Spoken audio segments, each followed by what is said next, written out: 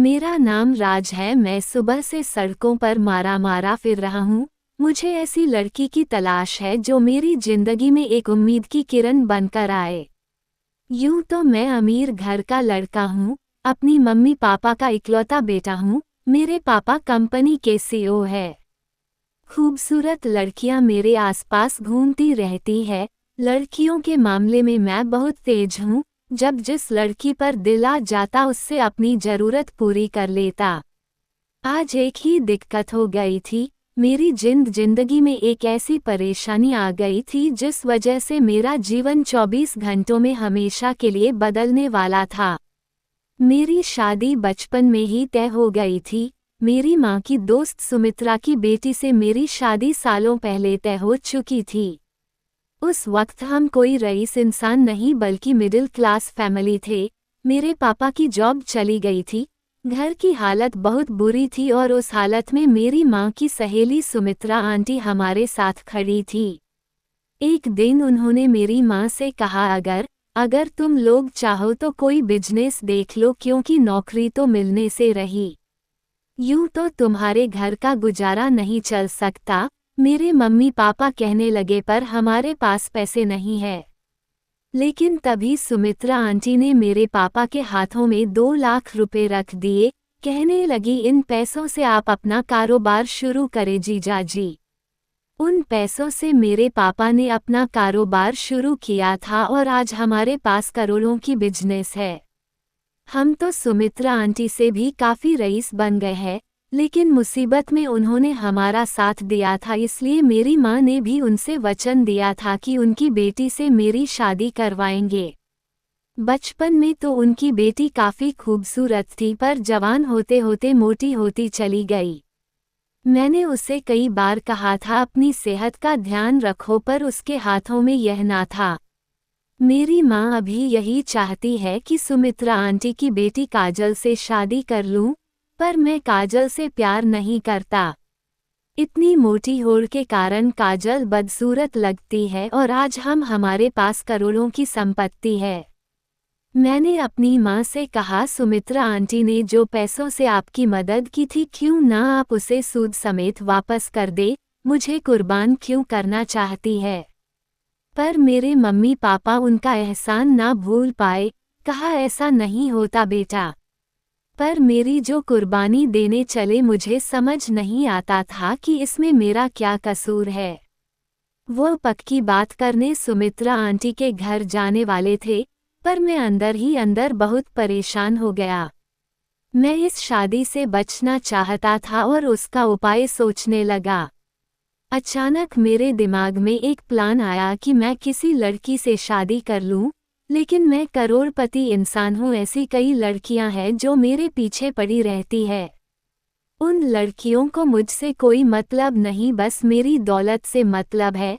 मैं ऐसी शादी नहीं करना चाहता था। मुझे लगा किसी गरीब लड़की से या नकली शादी की एक्टिंग कर लेता हूं। यही सोचकर आज मैं घर से बाहर निकला था। मुझे एक लड़की की जरूरत है। मैं सड़कों में काफ़ी तेज गाड़ी चला रहा था। उस वक्त धीमी धीमी बारिश हो रही थी।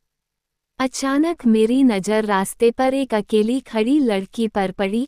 उसे देखकर मेरी हैरत का ठिकाना ना रहा, क्योंकि लड़की बिल्कुल सफ़ेद साड़ी में थी। मैंने थोड़े आगे जाकर गाड़ी रोक ली। गाड़ी से उतरकर मैं उसके करीब चला गया। उसकी साड़ी बुरी तरीके से भीग चुकी थी। उसका बदन साफ नजर आ रहा था। साड़ी बहुत ही खूबसूरत थी और नेट से बनी हुई थी, पर गीले होने के कारण मुझे उसका जिस्म नजर आ रहा था। मेरी नज़र उसके जिस्म में जो टिकी लड़की को समझ में आ गया। कहने लगी, आप कौन है? मेरे सामने क्यों आ गए? लड़की की आवाज़ में एक तेजी थी। उसने अपने बालों को चोटी बना रखी थी। बाल गीले होने के कारण उसने अपनी चोटी खोल दी और बाल खुलकर सामने आ गए। लड़की की खूबसूरती देखकर मेरे मुंह से तो रस टपकने लगा था। मैंने कहा, मेरा नाम राज है। मैं बहुत बड़ी इंडस्ट्रियलिस्ट का बेटा हूँ।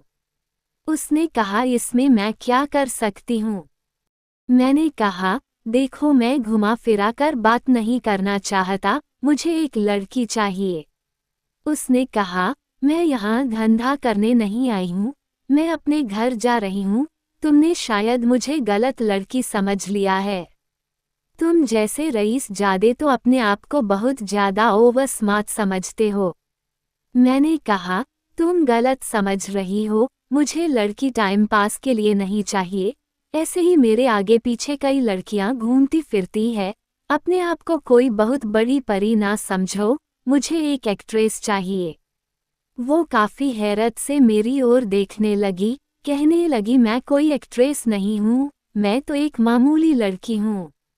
मैंने कहा, तुम्हें स्टेज पर एक्टिंग नहीं करनी है, मेरी जिंदगी में एक्टिंग करनी है और उसके लिए मैं तुम्हें 5 लाख रुपए दूंगा। मेरी बात सुनकर अपनी बड़ी बड़ी आंखें झपका हुए मुझे देखने लगी, फिर पूछा, कैसी एक्टिंग करनी है? मैंने कहा, तुम्हें मेरी पत्नी की एक्टिंग करनी पड़ेगी। उसकी आंखों में कई सारे सवाल थे। मैंने कहा, मेरे घर वालों ने मेरी जबरदस्ती शादी तय कर दी है। वो हंसने लगी, कहने लगी, अच्छा तो शादी से बचने के लिए तुम्हें मेरी मदद चाहिए। मैंने कहा, हाँ मदद तो चाहिए, इसीलिए तुम्हें 5 लाख देने को तैयार हूँ। लड़की ने कहा, पर मेरी एक शर्त है, तुम मुझे हाथ नहीं लगाओगे। मैंने कहा, घबराओ मत, मेरे पास लड़कियों की कमी नहीं है, बस सबके सामने तुम्हें थोड़ा बहुत हाथ लगाना पड़ेगा ताकि लोगों को शक ना हो जाए पब्लिक प्लेस में। एक्टिंग समझ रही हो ना, बताओ तुम्हें मंजूर है? तुम्हें कॉन्ट्रैक्ट रेडी करवा दूंगा। बिना कुछ सोचे समझे ही मैं उस लड़की से सौदा कर रहा था। मुझे पता तक नहीं था यह है कौन। उस वक्त मेरे अंदर इतना पागलपन सवार हो चुका था कि मैं आगे पीछे कुछ सोचा ही नहीं कि कब तक इसे झूठी पत्नी बनाकर रखूंगा, क्योंकि पक्की मैं इससे शादी तो नहीं करने वाला। शायद इस लड़की के मन में भी वही सवाल था। मुझसे पूछने लगी, कब तक एक्टिंग करनी पड़ेगी? मैंने कहा, जब तक मुझे सच में कोई लड़की पसंद ना आ जाए या फिर जब तक काजल की शादी ना हो जाए और मेरी जान छूट जाए। वो हंसने लगी। उससे बात करके लग रहा था लड़की काफ़ी हंसमुख है, पर फिर बोली, मुझे एक प्रॉब्लम है। 5 लाख रुपए के लिए मैं सालों तुम्हारे साथ नहीं रह सकती। मैं सोच में डूब गया, कहने लगा, तुम्हें रहने खाने को तो दे रहा हूं ना। उसने कहा, ये सब तो मुझे ऐसे ही मिल जाता है, अगर मुझे 5 साल तक काम करना पड़े तो साल के 1 लाख रुपए तो बहुत कम है, क्योंकि न जाने तुम्हें कब कोई लड़की पसंद आएगी, न जाने काजल की कभी शादी होगी भी या नहीं। मुझे माफ़ करना, मैं ऐसे कॉन्ट्रैक्ट साइन नहीं कर सकती, तुम किसी और को ढूंढ लो। ऐसा कहकर वो जाने लगी। मैंने उसका हाथ पकड़ लिया। मैंने कहा, मेरी कोई पत्नी बनेगी तो वह तुम ही बनोगी। मेरी आंखें देखकर वह थोड़ी सी डर गई। मैंने कभी किसी लड़की पर यूं जोर नहीं दिखाई, न जाने इस लड़की पर क्यों जोर दिखाने लगा था। मैंने कहा, महीने के 20,000 तुम्हें पॉकेट मनी के तौर पर दूंगा। मैं समझ सकता हूँ तुम्हारे मन में क्या डर है, और यह 5 लाख रुपए ऊपर के, अब बताओ। अब हंसने लगी, कहने लगी, इन पैसों से तो फिर मेरी भी शादी हो जाएगी। मैंने कहा, जब तक तुम मेरे साथ रिश्ते में रहोगे किसी लड़के के साथ नहीं मिल सकती, कोई बॉयफ्रेंड नहीं बना सकती, किसी लड़के के साथ संबंध नहीं बना सकती। बोलो मंजूर है?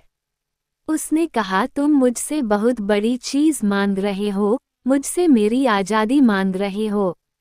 मैंने कहा, ये जॉब है यार, तुम समझो, बाद में मैं कोशिश करूँगा तुम्हें जल्दी मुक्त कर दूँगा। उसने कहा, पर तुम्हारे साथ काम करते करते अगर मैं बूढ़ी हो गई तो? तुम जैसे मनचले लड़के को कभी कोई लड़की पसंद ना आए तो फिर बुढ़ापे में मुझसे कौन शादी करेगा? अब मैं हंसने लगा। उसके सर पर हल्का सा मारते हुए कहा, ठीक है बाबा, 1 साल का कॉन्ट्रैक्ट करेंगे, उसके बाद तुम आज़ाद। अब वो हंसने लगी, कहने लगी, ये हुई ना बात। अब मैं उससे कहा, अब तुम अपना नाम भी तो बता दो। उसने कहा, मेरा नाम सिमरन है। मन ही मन सोचा, सिमरन वैद्यराज, मैरिज पेपर्स में उसके साइन करवा लिए थे। उसे कॉन्ट्रैक्ट साइन भी करवा लिया था। उस रात हम होटल में ही रुक गए थे। अगले दिन मैं सिमरन को अपने साथ लेकर घर आ गया। हम दोनों को साथ देखकर मेरी मम्मी पापा को हैरत का झटका लगा। कहने लगे, कौन है ये लड़की जो दुल्हन के वेश में हमारे घर पर आई है? मैंने कहा, यह आपके घर की बहू है, मेरी पत्नी है सिमरन। मैं सिमरन से बेहद प्यार करता था, उसके बिना जी नहीं सकता था। जब आप लोगों ने मेरी शादी जबरदस्ती काजल के साथ करने का फैसला किया था तो मैं अपनी जान लेने की सोच रहा था, पर सिमरन ने कहा मुझसे शादी कर लो। एक बार अपनी मम्मी पापा के बारे में सोचो, अगर तुम्हें कुछ हो जाए तो वे बेसहारा हो जाएंगे। मेरे मम्मी पापा मेरी ओर देखने लगे। उनके चेहरे से साफ लग रहा था इस शादी से खुश नहीं है। मेरी माँ ने अपनी सहेली सुमित्रा को फ़ोन करके सारी बातें बता दी। मैं भी काजल से कॉल करके कह दिया कि तुम किसी अच्छे लड़के से शादी कर लो। मैं किसी और से प्यार करता था, इसलिए मैं शादी करने के लिए मजबूर हो गया। काजल तो मन ही मन मुझे चाहती थी, या फिर मेरी दौलत को कह नहीं सकता। हाँ, एक समय था उसकी माँ ने मेरे घर वालों की मदद की थी, पर मैं अपनी कुर्बानी नहीं देना चाहता था, इसलिए उसके आंसुओं का मुझ पर असर ना हुआ। रात में सोने के लिए मैं अपने कमरे में आ गया। सिमरन कहने लगी, तुम मेरे साथ सोओगे क्या? मैंने कहा, कैसी बातें कर रही हो? मम्मी पापा घर पर है, हम अलग कमरे में सोएंगे तो उन्हें शक हो जाएगा। मैं उनसे अलग तुम्हें कहीं ले भी नहीं जा सकता। हम दोनों को एक ही साथ एक कमरे में ही रहना होगा और कोई रास्ता नहीं है। उसके चेहरे में परेशानी थी। मैंने कहा, सिमरन घबराओ मत, मैं तुम्हें हाथ नहीं लगाऊंगा। उसने कहा, बात यह नहीं है, कुछ और ही है। उसकी परेशानी देखकर मैंने पूछा, क्या बात है, मुझे बताओ। कहने लगी, मुझे कपड़े पहनकर सोने की आदत नहीं है, मुझे खुजली होती है। उसकी बात जैसे मेरे दिल पर लगी। वो मेरे साथ बिन कपड़ों के सोना चाहती है। मैं खुद पर कैसे काबू कर पाऊंगा? मैं उसे बड़ी गौर से देखने लगा। वह बहुत ही खूबसूरत थी और लड़कियों से अलग थी। उसके परेशान वाला चेहरा देखकर लग रहा था उसके होठों को अभी चूम लूं, इतनी अट्रैक्टिव लग रही थी। मैंने कहा, इसमें समस्या क्या है? तुम कपड़े उतार कर सो जाओ। वो मेरी तरफ ऐसे देख रही थी कि जैसे मुझे खा जाएगी। कहने लगी, अरे शर्म करो। मैंने कहा, मैं क्यों शर्म करूं? मैं तो कपड़ा पहनकर सोऊंगा, कपड़ा उतार कर तो तुम सोओगी। तुम शर्म करो, मुझे तो बस तुम्हारे जिस्म को देखना है, दिखाना तो तुम्हें ही है ना। मेरी बात सुनकर वह गुस्सा हो गई। मेरे पेट में एक घुसा मारा। पता नहीं क्यों उसका प्यार भरा घुसा मुझे बहुत अच्छा लगा। मैंने मजाक मजाक में उसका हाथ पकड़ लिया, उसे अपने करीब खींच लिया। उससे कहा, तुम जिस पेपर में साइन की हो ना, वह सच में रजिस्ट्री पेपर है। मैं तुम्हारा पति हूँ, शर्म कैसा? उसने कहा, कॉन्ट्रैक्ट में साफ साफ लिखवा दिया है कि तुम मुझे हाथ नहीं लगा सकते। मैंने कहा, हाँ वह तो लिखा है, पर यह नहीं लिखा है कि तुम्हें देख नहीं सकता।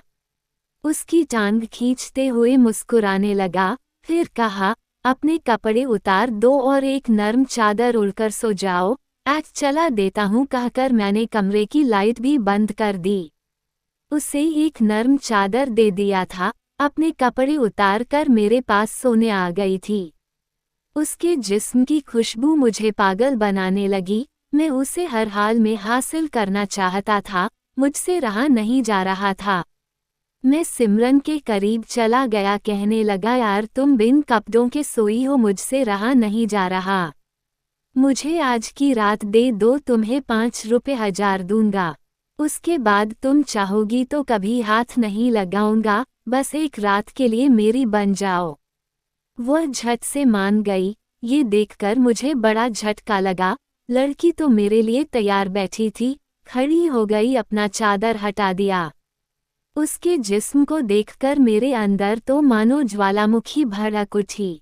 मैं उसके करीब चला गया, कहने लगा, मुझे प्यार करो। तभी सिमरन का हाथ मेरे पैंट में आ गया और उसने जो किया मेरी सांसें उखड़ने लगी। मैं बेड पर गिर गया। एक झटके में जो हुआ मुझे कुछ भी समझ में नहीं आया। उसने जो भी किया था मुझे दर्द हो रहा था। मैंने कहा, तुम पागल हो गई हो क्या? उसने एक जोरदार किक लगाई थी। कहने लगी, मैं कराटे चैंपियन हूँ, दोबारा ऐसी हरकत मेरे साथ मत करना। कहकर वह चादर ओढ़ ली और मेरे साथ आकर लेट गई। मैंने आज तक जिस लड़की को भी हासिल करना चाहा उसे हासिल करके ही रहा हूँ, तो ये लड़की क्या चीज़ है? मुझे बहुत ज़्यादा गुस्सा आ गया था। मैं तुरंत ही उसके ऊपर झपट पड़ा और उसे बेतहाशा चूमने लगा। उसके खुले जिस्म पर अपने हाथ फेरने लगा। मुझे जहाँ मन हो रहा था मैं छू रहा था। वो काफ़ी घबरा गई थी। उसे देखकर समझ चुका था कोई कराटे चैंपियन नहीं है। मुझे डराने के लिए कहा था। मैंने उसके होठों पर अपने होंठ रख दिए थे।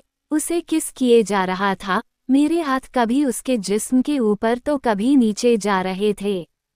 मैं उसे हर हाल में आज रात हासिल कर लेना चाहता था। उसकी आंखों से आंसू टपकने लगे। कहने लगी, मुझे छोड़ दो प्लीज़, मुझे छोड़ दो। पर मैं उसकी एक बात ना माना जब तक मैंने उसे अपनी ज़रूरत पूरी ना कर ली। अगले दिन सिमरन मुझसे बात भी नहीं कर रही थी। मुझे एहसास हो चुका था कि कल मेरे अंदर जानवर सवार हो गया था। उसने मुझ पर हाथ क्या उठाया था, मैं बिल्कुल वैसी दरिंदा बन गया था। उसके जिस्म को जिस तरह से रौंदा था, मैं कोई इंसान तो नहीं हो सकता, मैं एक भेड़िया था जो खरगोश को नोच रहा था। वो फूट फूट कर रो रही थी। मैं उससे कुछ कहता तो जवाब ना देती। अब मुझे घबराहट होने लगी। कहीं मेरी माँ को कुछ कह दे तो मेरा क्या होगा? अगर मेरे मम्मी पापा कमरे में आकर उससे मिलने लगे तो क्या होगा? थोड़ी देर बाद मेरी माँ जोर जोर से दरवाज़ा खटखटाने लगी। अब डर के मारे मेरी फटने लगी थी। रात को तो बहुत बहादुर बनकर इसके साथ गलत काम किया और अब मैं क्या करूँगा? मेरी समझ में नहीं आ रहा था। मेरी मम्मी पापा जोर जोर से धक्का देने लगे। मजबूरन मुझे दरवाज़ा खोलना पड़ा। सिमरन एक कोने में बैठी हुई थी। उसकी आंखों में आंसू थे। मेरे मम्मी पापा तो कमरे का यह नज़ारा देखकर बिल्कुल हैरत में पड़ गए। कहा, तुम दोनों के बीच में कोई झगड़ा चल रहा था क्या? दोपहर के 1 बज चुके हैं। हम तुम दोनों की शादी का अरेंजमेंट करवाना चाहते थे, इसलिए दरवाज़ा खटखटा रहे थे। क्या हुआ तुम दोनों के बीच? तभी मेरी माँ सिमरन के करीब गई और उसके शरीर के जख्म को देखने लगी। उसकी आंखें बड़ी बड़ी हो गई। मेरी ओर देखने लगी, कहने लगी, ये तुमने इसके साथ क्या किया? सिमरन अब जोर जोर से रोती हुई मेरी माँ से लिपट गई। कहने लगी, यह इसने किया है मेरे साथ। मैं कुछ कह पाता इससे पहले उसने सारी कहानी मेरे मम्मी पापा से कह दी। उनको तो मानो यकीन ही नहीं हो रहा था। मेरी माँ की आंखों में आंसू आ गए। सिमरन के सामने हाथ जोड़ ली। कहने लगी, इस दरिंदे को मैंने ही जन्म दिया है। मैं इसकी तरफ से माफ़ी मांगती हूँ और अब तुम दोनों की शादी हो चुकी है तो किसी कॉन्ट्रैक्ट को नहीं मानती। जो तुम्हारे साथ इतने बुरा सलूक किया है तुमसे माफ़ी भी मांगेगा और तुमसे सच में शादी भी करेगा। और अगर इसे हमारा फैसला मंजूर नहीं है तो घर छोड़कर अभी के अभी जा सकता है। अब मेरे पापा कहने लगे, बिजनेस में भी इसे कोई भी हिस्सा नहीं देंगे, फैसला तुम्हारा है। मेरी माँ ने सिमरन के सामने हाथ जोड़ लिए थे, माफ़ी मांग रही थी। मेरी आंखों में आंसू आ गए। मुझे एहसास हो चुका था कि मैं इस लड़की के साथ बहुत गलत किया, जो मेरी मदद के लिए तैयार हो गई थी। मेरी माँ से कहा, मुझे इस लड़की के साथ शादी मंजूर है, इसलिए नहीं कि मैं आपकी प्रॉपर्टी चाहता हूँ, बल्कि इसलिए कि मैं अपने गुनाहों का प्रायश्चित करना चाहता हूँ। मेरी मम्मी पापा ने हम दोनों को अकेला छोड़कर बाहर चले गए। माफ़ी की उम्मीद से मैं सिमरन की ओर देखने लगा। वह जोर जोर से चीखने लगी, कहने लगी, तुम्हें जरा भी दया नहीं आई। मैं रात भर मिन्नतें करती रही कि मुझे छोड़ दो और तुम मेरे जिस्म को यूं काटते रहे। देखो कितने सारे जख्म दिए हैं तुमने मुझे। अब उसने मुझे अपने जख्म दिखाए तो मेरी आंखों से आंसू आने लगे। मैंने पैर पकड़ लिया, मुझे अपने आप पर घिन आने लगी थी। आज तक कभी किसी लड़की की मर्जी के खिलाफ उसके साथ ऐसी हरकत नहीं की थी। कहाँ से मेरे अंदर वह जानवर आ गया? किस बात का गुस्सा था जो मैंने इस लड़की पर उतारा? मैं उसके सामने हाथ जोड़कर अपने पाप के प्रायश्चित का मौका मांगने लगा। सिमरन ने मुझे माफ कर दिया था। उसके बाद से मैं सिमरन के साथ कभी गिरी हुई हरकत ना की।